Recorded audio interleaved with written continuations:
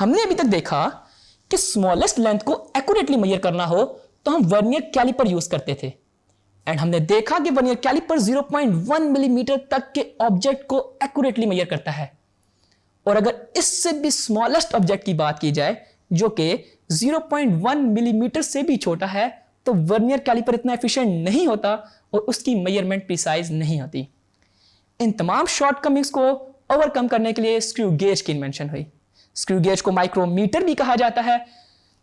Screw gauge भी vernier caliper ही तरह length measuring instrument है जिसका लीस्ट काउंट 0.01 मिलीमीटर होता है, and it is based on the principle of nut and bolt. It is consist of U-shaped metal frame और इसके left side पे एक फिक्स्ड स्टड लगा होता है और राइट साइड पे एक स्पिंडल है जो कि मूवेबल है, और फिर इसके साथ ही आती है एक स्लीव जिसके ऊपर हमारा मेन स्केल होता है, और इस स्लीव या फिर हॉलो सिलेंडर के साथ एक थिम्बल जुड़ा होता है और इसके ऊपर हमारा सर्कुलर स्केल होता है।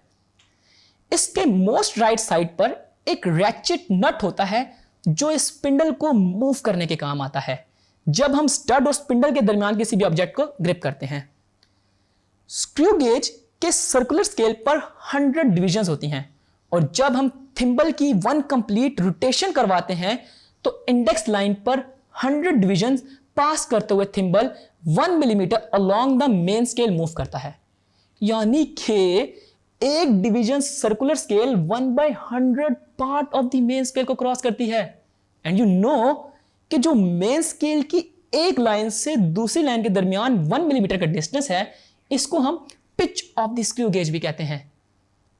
इसी को यूज करते हुए हम least count of the screw gauge find करते हैं जो कि रेशियो होती है pitch of the screw gauge the total number of divisions on the circular scale. अब अगर स्क्रू गेज की वर्किंग की बात की जाए तो वर्नियर कैलिपर ही की तरह इसकी वर्किंग में भी सबसे पहले जीरो एरर फाइंड करने का तरीका थोड़ा सा चेंज है।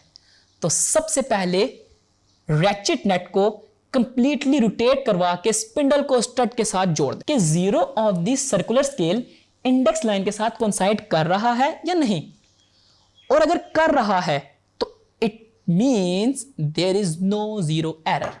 अगर zero of the circular scale index line से अभी पीछे है स्पिंडल के क्लोज होने के बावजूद भी, तो इट मींस कि इसमें पॉजिटिव जीरो एरर है, और अगर जीरो क्रॉस कर चुका है इंडेक्स लाइन को तो it means negative zero error है।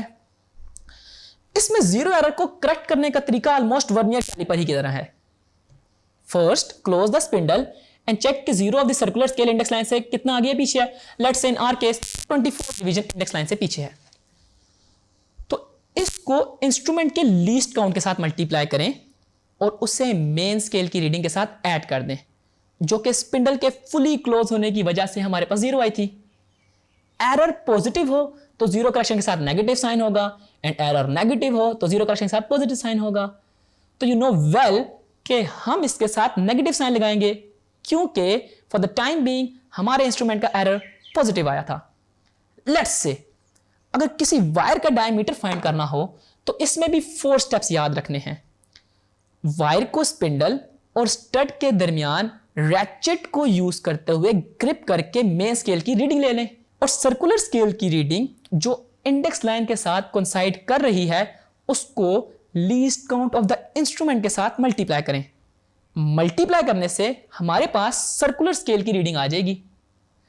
थर्ड स्टेप में मेन स्केल रीडिंग और सर्कुलर स्केल रीडिंग को आपस में ऐड कर दें, तो ये आपके पास डायमीटर ऑफ दैट वायर आ जाएगा। फोर्थ स्टेप इसमें भी वर्नियर कैलिपर ही की तरह ऑप्शनल है। इंस्ट्रूमेंट अगर फॉल्टी हो तो थर्ड स्टेप तक जो फाइनल रीडिंग आई है उसमें जीरो करेक्शन को ऐड कर दें, तो यूं आपके पास correct diameter of that wire आ जाएगा। तो यूं आपके पास लेंथ मेजर करने के सारे इंस्ट्रूमेंट जो आपकी बुक में गिवन है वो कवर कर लिए हैं, और अब हम नेक्स्ट मैथ मेजरिंग इंस्ट्रूमेंट्स को स्टडी करेंगे।